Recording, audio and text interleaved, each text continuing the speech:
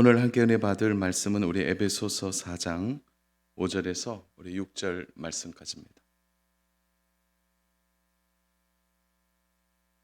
우리 에베소서 4장 5절에서 우리 6절 말씀입니다. 우리 두 절 말씀입니다. 우리 말씀이 짧기 때문에 우리 같이 우리 한 목소리로 합독하겠습니다. 주도 한 분이시요 믿음도 하나요 세례도 하나요 하나님도 한 분이시니 곧 만유의 아버지시라. 만유 위에 계시고 만유를 통일하시고 만유 가운데 계시도다. 아멘. 우리는 계속해서 이제 에베소서의 말씀을 좀 나누고 있습니다. 특별히 4장에 있어서 하나님께서 우리를 부르셨을 때 부르심에 합당하게 사는 삶이 뭐냐, 그 삶에 대하여 바울이 구체적이고 아주 분명하게 언급하는 부분이 있습니다. 그것이 바로 하나됨을 힘써 지키는 것이죠. 그래서 하나님이 하나됨을 힘써 지키는 성도들에게 그 부르심의 거룩한 목적을 이룰 수 있도록 인도해 주신다. 이것이 바울이 3장 후반부터 4장 오늘까지 읽은 말씀 가운데 중요한 사랑의 권면이었습니다. 그러므로 우리가 하나됨을 공동체 안에서 함께 누릴 때 그것이 바로 우리를 부르신 거룩함의 삶을 살아가는 방법인 거죠. 그래서 성도들끼리 화평을 이루고 성도들끼리 화목을 이루는 이 자체가 바로 하나님이 기뻐하시는 거룩한 삶이라는 거죠.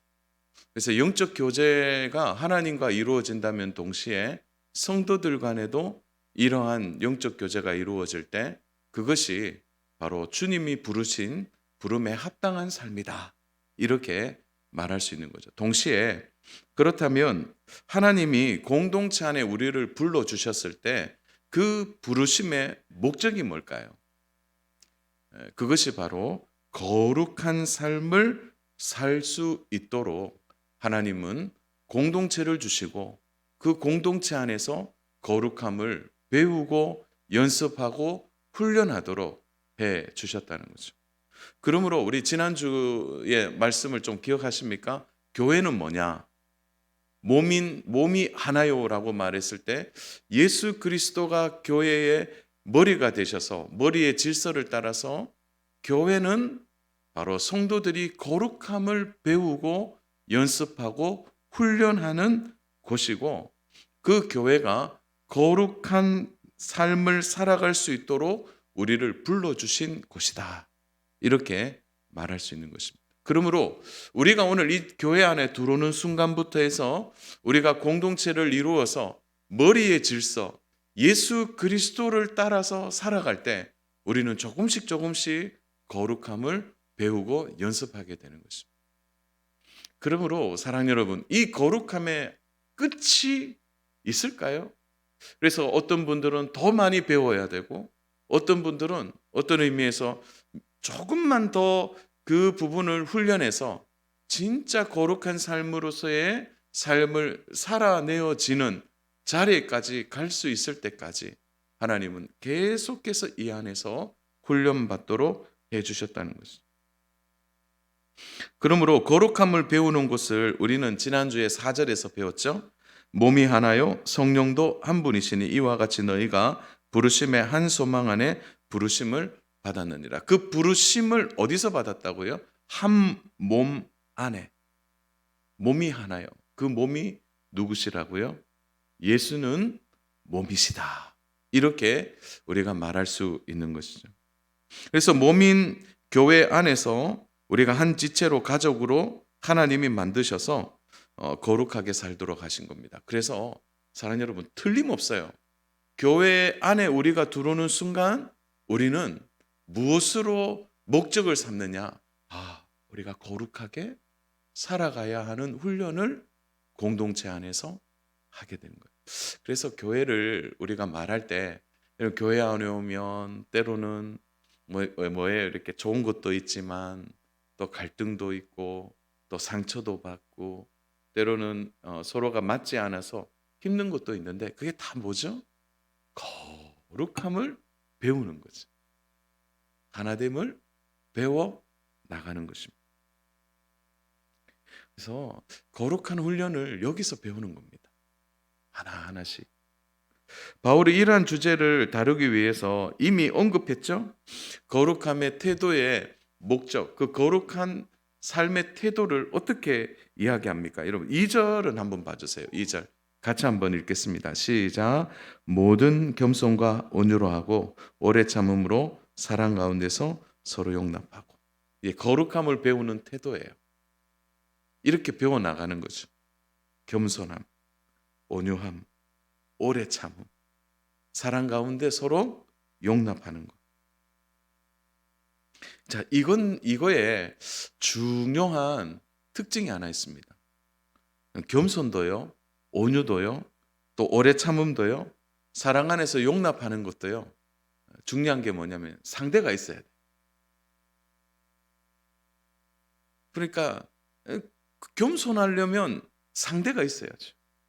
사랑하려면 상대가 있어야 되고, 오래 참으려면 혼자 오래 참는 거야. 그거는 혼자 연습한다고 이제 그렇지만 상대가 있어야 오래 참음을 배우게 되는 거죠.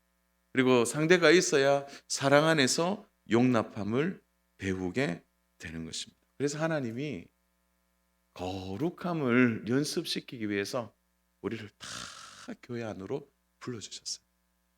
그렇지만 이것은 무질서한 것이 아니죠. 머리 대신 예수님. 그래서 우리는 몸의 질서를 따르지 않고 머리의 질서를 따라서 바로 그분의 인품과 그분을 닮아가는 그 분명한 목적 아래에서 성도는 성도 사이에서 이런 거룩함을 훈련하게 되는 것입니다. 그래서 성경 안에 보면 사랑 여러분 잘 한번 들여다보세요. 믿음의 선진들이 많은 연단과 훈련을 받았는데 특별히 어떤 훈련을 많이 받았나요? 특별히 거룩하게 살아가는 삶에서의 가장 많은 훈련은 이거였습니다. 사람과 사람 사이. 우리 한 중요한 인물 한 두 사람만 뽑아볼까요? 여러분 야곱은 누구로부터 가장 많은 훈련을 받았나요? 한번 대답해 보세요. 야곱은 에서죠. 형님. 그리고 야곱은 또 누구로부터 가장 많은 훈련을 받았나요? 외삼촌 라반을 통해서 많은 훈련을 받습니다. 또 한 사람 더 들어볼까요? 자, 야곱의 아들 요셉은요. 누구를 통해서 그는 배우고 연습하고 거룩함을 알게 되나요? 누구죠? 형들이죠. 또요. 보디발의 아내. 그것을 통하여 요셉이 배우게 되는 거죠. 그래서 하나님 여러분, 오늘 좀 우리의 눈을 좀 열어야 됩니다. 그것은 하나님이 이렇게 좋은 공동체를 주셨지만 이 공동체 안에서 하나님이 거룩한 것을 위하여 그 부르심에 합당하게 우리를 거룩하게 만드시기 위하여 우리에게 상대를 주셨다. 공동체 안에서. 그것이 바로 성도요. 그것이 바로 가족이요. 그것이 바로 우리의 이웃이 될 수 있는 것이죠. 그러므로 우리는 이제 생각하는 것입니다.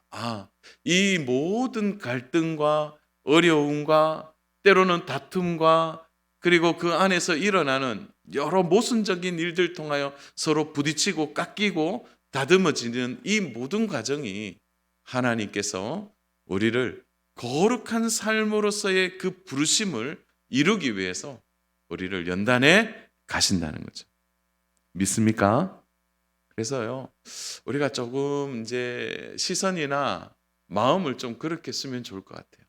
좀 어려운 사람들, 또 좀 힘들게 하는 사람들, 그런 분들이. 그래서 그런 분들을 만날 때마다 내가 거룩 훈련소에 들어가서 내가 조교로부터 훈련받고 있구나. 그런 마음의 중심을 갖는 일은 너무 중요한 거죠. 왜냐하면 혼자서 거룩함을 배울 수는 없어요. 물론 바울이 그가 광야에서의 거룩함을 배웠죠. 또 엘리야는 로뎀나무 아래에서 그리고 그가 쉬면서 혼자 있는 것 같지만 그 안에도 깊이 묵상해 보면 광야에서 바울은 누구를 만났나요? 하나님을 만났어요.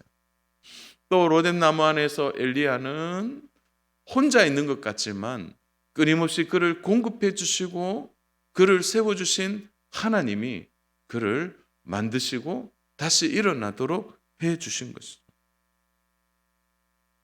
우리는 태생적으로 거칠고 때로는 이기적이고 자기 중심성을 가지고 살아갑니다.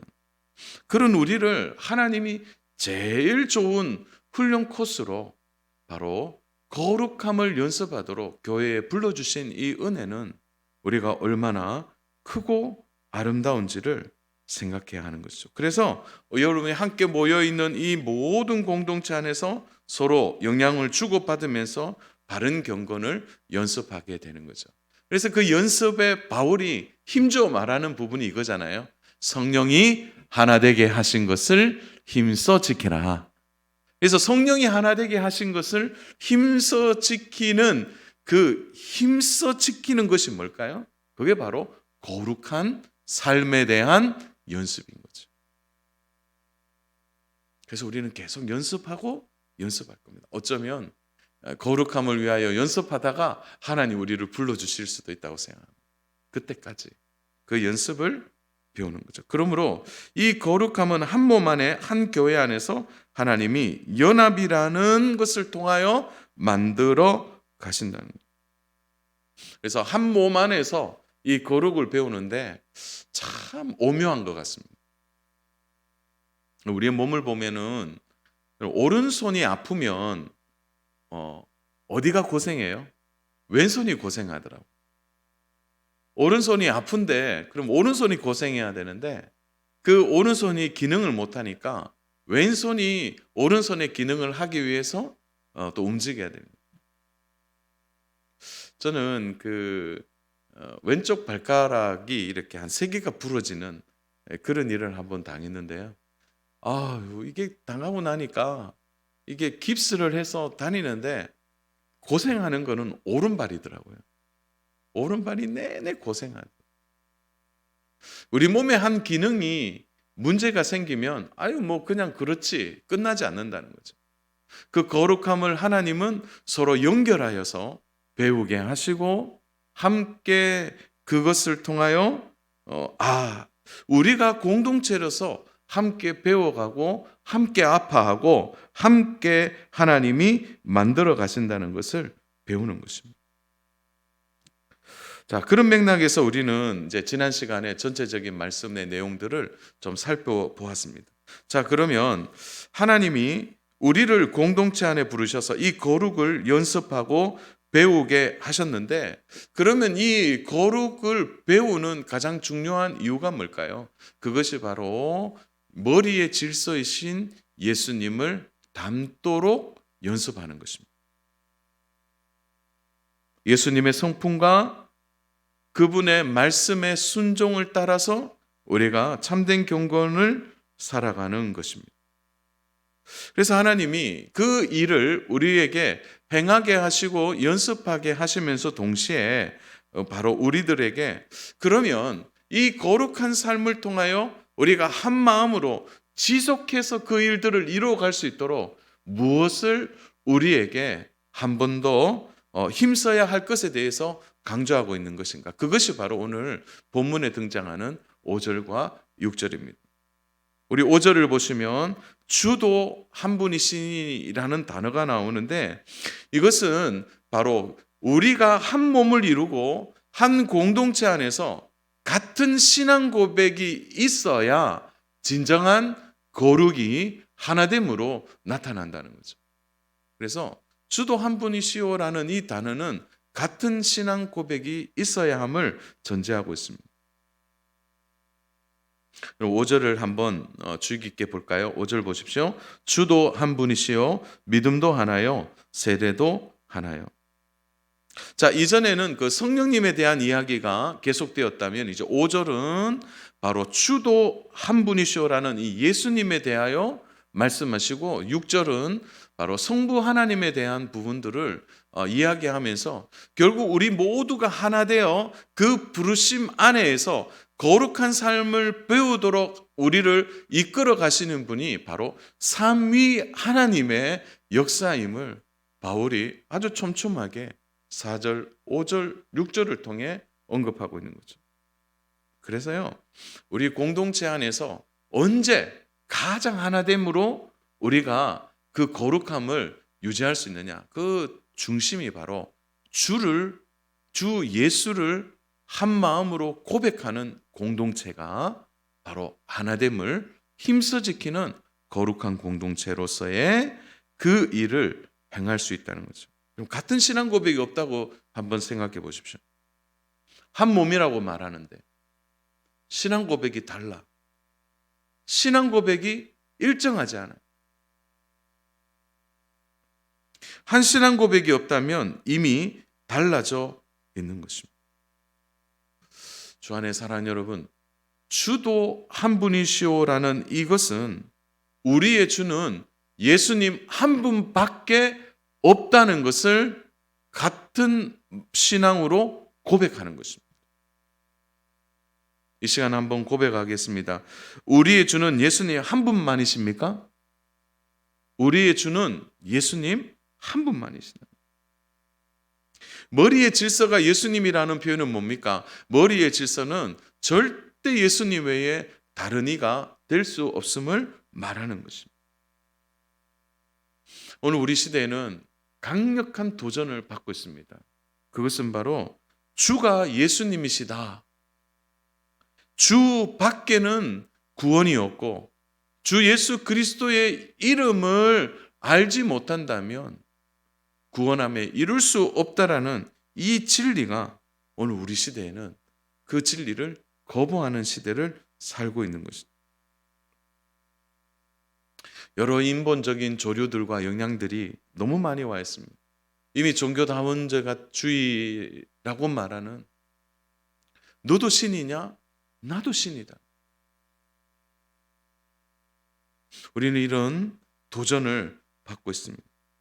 많은 사람들이 그렇게 말해요. 기독교는 답답하다는 거죠. 이렇게 다양한 문화 속에 다양한 신들을 인정하고 서로의 다름을 인정하는 일을 왜 그렇게 교회 다니는 사람은 인정하지 않느냐라는 거예요. 주님이 나의 주인이시고 주 밖에는 구원이 없다라고 이렇게 고백하는 것이 얼마나 시대에 뒤떨어진 생각이냐.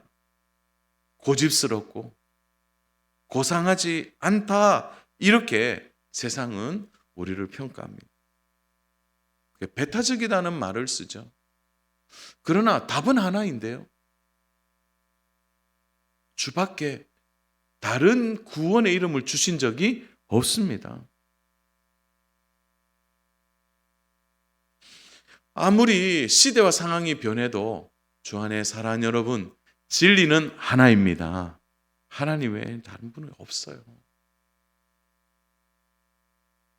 오늘 우리 시대의 교회가 제 진리의 기능을 감당하려고 한다면 우리 모두가 한 마음으로 그 부르심에 합당하게 행하려고 한다면 우리의 입술의 고백이 동일해야 되는 거예요.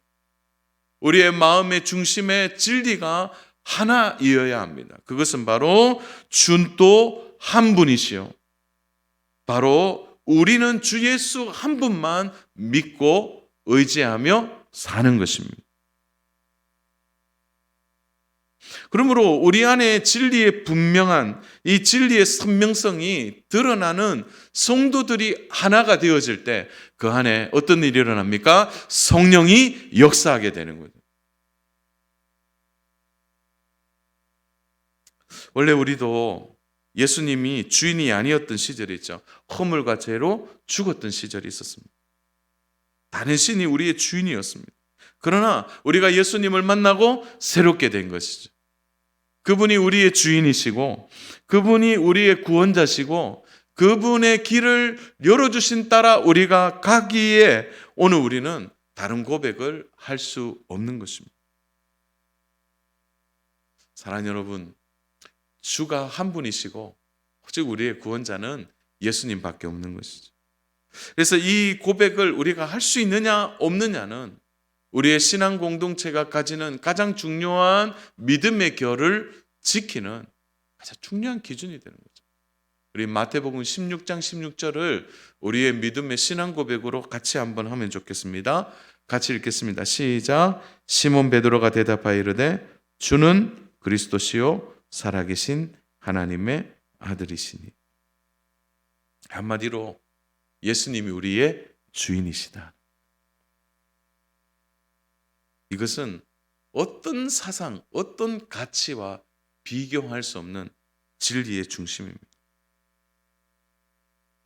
오늘 교회 공동체 안에서 목소리가 높아지고 때로는 교회 공동체 안에 마음이 맞지 않아서 다툼이 있고 때로는 분리가 있고, 여러분 그렇게 한다 할지라도 그 모두가 마음의 중심에서 주는 그리스도시요 살아계신 하나님의 아들이시다. 그분이 우리의 주인이시다라고 고백하고 그 신앙 고백이 우리 공동체의 중심이 되면, 사랑하는 여러분, 때로는 그 갈등도 그 어려움도 다 하나가 될 수 있는 것이죠. 진짜 문제는요, 이 신앙 고백이 중심이 되지 않을 때 결국 분리되고 결국은 아픔만이 남게 되는 것입니다. 그러므로 오늘 우리가 이 고백 안에서 우리가 아름다운 공동체 안에서 성령이 하나 되게 하신 것을 힘써 지켜야 되는 거죠. 또 하나 동시에 우리가 보는 것이 있습니다. 주도 한 분이시오라는 이 고백이 가능해야 그 다음에 고백이 가능하게 되는 거죠. 그것이 바로 믿음도 하나요라는 단어입니다. 아니, 주를 예수 그리스도로 고백하지 않으면 어떻게 그 믿음이 하나가 될 수 있겠습니까? 그러므로 믿음도 하나라는 이 사실의 전제는 올바른 신앙 고백이 없으면 절대 할 수 없는 고백이 되는 것입니다. 그 믿음에는요, 다른 길이 없는 것입니다. 처음부터 우리는 구원자 예수 그리스도, 예수님이 우리의 유일한 구원자라는 사실을 그 믿음으로 고백해야 가능한 일입니다. 사랑하는 여러분, 그래서 우리 볼펜이 있는 분들은 이렇게 좀 기록을 하면 좋은데요. 믿음도 하나요라는 요 단어 위에다가 이렇게 적으시면 돼요. 믿음의 대상도 하나라는 거예요. 믿음의 대상도 하나라는 거죠. 그러니까 믿음이라는 주제를 이야기할 때 그 믿음이 존재하는 것은 우리의 믿음의 대상은 한 분이시라는 거예요. 그것이 바로 주 예수 그리스도라는 거예요. 이것이 달라지면 안 되는 것입니다. 사랑하는 여러분, 무슬림권에 가보면요, 그 하나님을 알라라고 얘기해요. 그래서 자칭 잘못 들으면은 하나님이 알라. 그러니까 이 잘못 이해를 하면 하나님을 그렇게 이해할 수 있네요. 그러나 그들이 말하는 알라와 오늘 우리가 말하는 하나님은 전혀 다른 개념입니다. 그래서 우리가 이제 돕는 선교사님, 방글라데시의 선교사님이 이제 통역을 할 때 하나님 이렇게 할 때 알라라는 말을 그들에게 하더라고요. 왜냐하면 그들이 하나님을 이해하는 가장 좋은 방식이 알라기 때문에. 그러나 우리가 전하는 하나님은 사실은 그들이 알고 있는 믿음의 대상과 전혀 다른 거죠. 여러분, 토속 신앙 안에도 들여다보면은 그들이 천지를 믿어요. 그게 빌잖아요. 그들에게는 그것이 하나님이지만 오늘 우리가 믿는 믿음의 대상인 하나님과 다른 것입니다. 그러므로 우리가 공동체 안에서의 이 믿음의 대상은 언제든지 선명하게 고백되어야 되는 거예요. 우리가 믿는 하나님이 누구신가? 그 믿음은 절대 다른 것에서 나올 수 없는 거죠. 유일한 구원자 예수 그리스도가 우리의 믿음의 대상인 것이죠. 그 믿음의 대상이신 구주를 우리가 고백하는 거죠. 믿음의 대상이 이렇게 하나일진데 어떻게 그 믿음 안에서 하나가 되지 않겠습니까? 그래서 공동체 안에서의 이 하나됨이 강조되기 위해서는 믿음도 하나가 되어야 됩니다. 바라옵기는 주 안의 사랑 여러분, 이 온전한 믿음의 대상 안에서 하나가 되어질 때 저는 공동체는 더 견고해지고 단단해진다고 생각해요. 오늘 우리 시대는 참 어려운 시대를 삽니다. 늘 지금 며칠째 계속 여러분 그 뉴스를 들어보면 좀 답답하죠. 답답합니다. 그런 상황에서도 우리가 흔들리지 않는 이유는 뭡니까? 우리가 믿음의 한 고백 안에서 우리가 함께 믿음을 가지고 주님을 섬기고 그 예배 가운데 하나님을 경험하는, 그러므로 시대가 아무리 어렵고 힘들어도 이 믿음의 고백이 하나인 성도들이 모이면 그 안에 하나님의 임재가 있고 하나님의 도우심이 있게 되는 겁니다. 그래서 우리는 흔들리지 않게 됩니다. 또 하나는 거룩한 삶을 살아가는 은혜를 여기에서는 하나됨을 세례로 강조하고 있습니다. 그래서 세례도 하나요 이렇게 표현하는데 사실 이 부분을 놓고 오늘 좀 이야기를 하다 보면 시간이 너무 많이 지나갈 것 같아요. 왜냐하면 이 세례에 대한 부분은 오랜 시간 동안 너무 많은 주장들이 있었고, 그리고 많은 교회 공동체 안에서의 어떻게 보면 서로 다른 주장과 다툼이 있었던 주제 중에 가장 큰 주제가 바로 이 세례라는 주제이기 때문에 그렇습니다. 바울이 오늘 이야기하고 있는 세례도 하나라는 것은 사실 좀 다른 부분에 있어서 우리가 오늘 한 가지로 좀 이해한다면 이 세례도 신앙 안에서의 고백이 있고, 그리고 같은 구원자, 참된 유일하신 구원자 예수 그리스도를 고백하는 그 신앙 고백에서 참된 세례가 하나로 공동체를 묶어낼 수 있다는 것을 의미하는 거죠. 그래서 루터가 얘기했던 세례에 대한 이야기도 많고요. 또 쯔빙글리, 요한 웨슬레, 사실은 이 세례에 대해서 다양한 의견들이 있는데 우리가 여기에서 한 가지 확실하게 볼 수 있는 것은 종교개혁자 칼빈 같은 경우는 이 세례를 어떻게 되느냐, 자신의 신앙 고백을 통하여서 그 구원에 대한 확실한 증거, 확신을 모든 공동체 안에서 선포하는 거죠. 공포하는 것입니다. 그러므로 한 공동체 안에서 우리가 한 믿음으로 한 부르심을 받은 것을 세례라는 공식적인 절차를 통해, 공식적인 것을 통해서 바로 하나의 증표로서 가지는 구원의 확신, 그것을 칼빈이 이야기했다는 거죠. 그래서 이런 거예요. 세례식을 통해 우리가 저분이 신앙 고백하고 있구나라는 걸 보지 않습니까? 그래서 앞에 나와서 세례를 통해서 하나님의 아들이신 예수 그리스도를 내가 고백하고 내가 믿습니다, 이렇게 말하는 것을 온 교회와 성도들이 기뻐하면서 우리도 같은 신앙입니다, 우리도 같은 믿음입니다, 주도 한 분이시요 믿음도 하나요, 그러므로 세례받은 우리와 오늘 세례받는 그가 하나임을 고백하는 것. 그래서 우리 모두가 한 구원자를 고백함을 통해서 그 부르심 앞에 우리가 거룩한 삶을 한 번 더 결단하는 공식적인 일이 바로 세례를 통해 나타난다고 말하는 것입니다.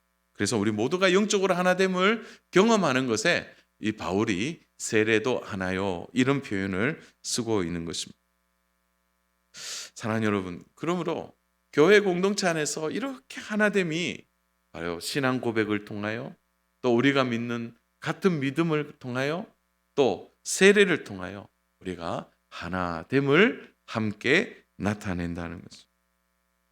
그러므로 이러한 모든 것 보십시오. 믿음도 세례도 주가 그리스도이시고 유일한 구원자이심을 믿는 이 모든 것의 핵심이 뭡니까? 결국 이 모든 것을 믿게 하시고 함께 있도록 만들어 주시는 분이 누구입니까? 그것이 오늘 이제 6절에서 말하고 있는 하나님도 한 분이시오라는 단어 안에 우리의 모든 일치와 거룩함의 중심이 이 안에 담겨 있는 것입니다. 그러므로 사랑하는 여러분, 우리 6절을 같이 우리 보겠습니다. 6절 같이 봅니다. 하나님도 한 분이시니 곧 만유의 아버지시라. 만유 위에 계시고 만유를 통일하시고 만유 가운데 계시도다. 그래서 우리의 믿음이 복잡하지 않아요. 모든 것을 묶어내는 하나의 핵심은 한 분 하나님, 그 하나님을 아버지로 모시는 성도들이 바로 한 믿음 안에 있다는 것을 강조하는 거죠. 아무리 분열과 분리가 있어도 한 하나님 안에 있다는 것은 모든 것이 하나 된다는 그 핵심이 그 안에 담겨 있는 것입니다.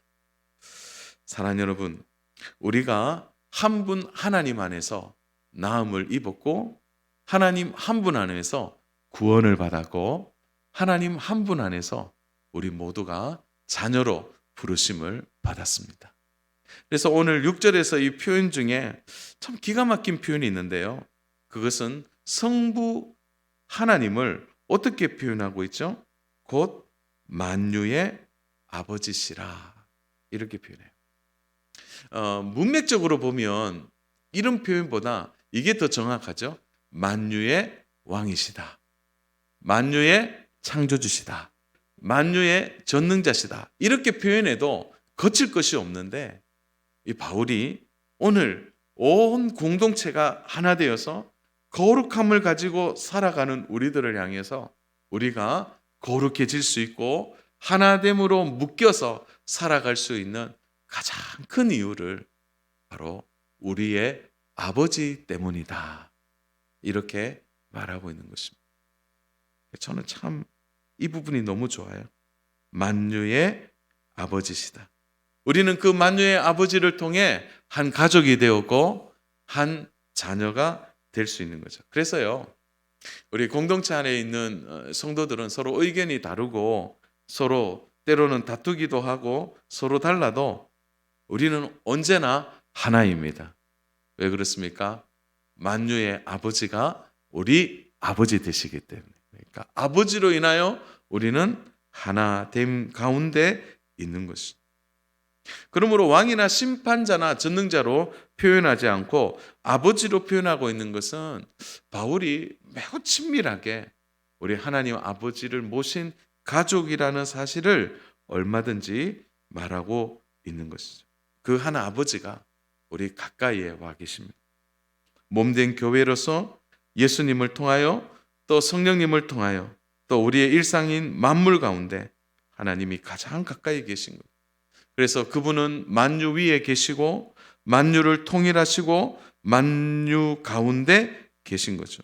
여러분, 만유를 통일하신다라는 이 표현은 만유를 다스리는 권세를 의미하는 거죠. 그래서 통일, 하나로 묶어낼 수 있는 능력은 하나님밖에 없다는 거예요.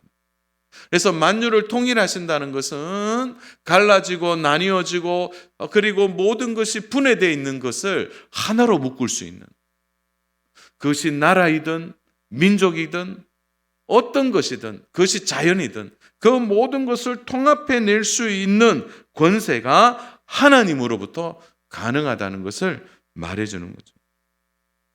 이것은 만유를 통일하시고 만유를 다스리는 권세를 가진 그 하나님이 우리의 아버지가 되신다는 것입니다.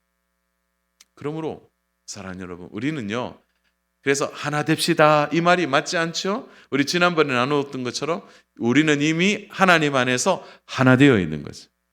때로는 이 하나됨이 지켜지기 위해서 또 거룩함을 배우고 연습하기 위해서 사람과 사람 사이에, 성도와 성도 사이에 때로는 갈등이 있고 힘든 일들을 서로 경험하면서 우리는 자라게 되고 거룩해지고 성장하고 성숙하게 되는 것입니다.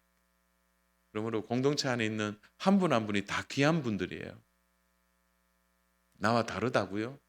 아니에요. 그분이 다르기 때문에 내가 거룩함을 배우는 것입니다. 그분과 내가 틀리기 때문에, 때로는요, 뭐 틀린 것도 있잖아요. 그렇기 때문에 우리가 하나님 안에서 그 부르심을 제대로 배우고 있는 거예요. 그분 안에도 하나님이 계시고 그분에게도 한 아버지시고 우리에게도 한 아버지가 되시기 때문입니다. 어려운 시대, 위기의 시대에 아무리 얘기해도요, 저는 교회는 넘어지지 않는다고 생각합니다. 왜냐하면 교회의 머리의 질서이신 예수님이 지금도 교회를 붙들고 계시기 때문에. 그러므로 성도들도 넘어지지 않을 겁니다. 한 아버지 안에서 우리가 지금도 배우고 연습하고 자라나고 있기 때문에. 그 거룩함을 지금 하나하나 배워가면서 오늘도 내일도 그 신실하신 하나님을 우리가 배우고 하나됨을 연습함을 통해 결국 우리는 거룩한 삶을 살아가는 그런 성숙함이 우리들에게 나타날 줄로 믿습니다. 말씀을 정리합니다. 사랑하는 여러분, 우리를 공동체 안에 불러주시고 우리를 부르신 그 거룩한 삶에 대하여 하나님은 살아갈 수 있도록 이 좋고 귀한 공동체를 우리에게 주셨습니다. 그리고 우리에게 귀한 성도들을 함께 신앙 고백하면서 하나 될 수 있도록 우리를 불러주셨어요. 그러므로 우리 교회 공동체, 우리 신앙 공동체 안에 분명한 신앙 고백해야 되겠죠? 주는 그리스도시요 살아계신 하나님의 아들이시다. 그 신앙 고백 위에서 우리의 믿음의 대상이신 우리의 구원자 하나님을 신뢰하고 따르고 의지함으로 신실한 성도의 참된 교제와 성숙함이 공동체 안에서 날마다 드러나야 할 것입니다. 시대가 악합니다. 위기의 시대이라고 말해요. 부인할 수 없는 것은 우리가 그럼에도 불구하고 우리는 공동체 안에서 거룩을 연습하도록 하나님이 참된 믿음의 성숙을 위하여 우리를 불러주셨다는 것이죠.